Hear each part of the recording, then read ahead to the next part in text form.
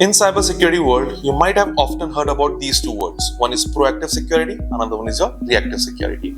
Let me walk you through this one. Hi, this is Sayam from InfosecTrain, and today we'll discuss about proactive security and reactive security. When I'm talking about proactive security, it's like pro measures which are taken in order to stop the attack on the very first place. So we are not letting the attack happen, but it's like thwarting it, preventing ourselves from it, right?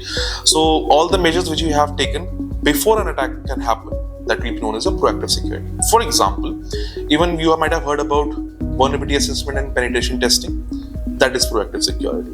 Employee training the entire team of the organization regarding phishing or any other social engineering attacks to make sure they do not click on any malicious link or they do not download any malicious attachment. That is also a proactive measure. So we are making sure this won't happen. So all the safety measures are taken beforehand.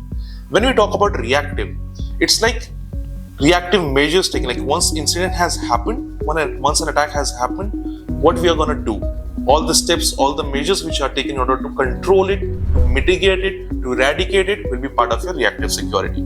For example, incident response. Once an incident has happened, once there is a breach, once there is a malware in your environment, whatever the steps or measures are taken in order to control it, to mitigate it, are known as an incident response. So that's where reactive security. So these are the main difference between the proactive and reactive.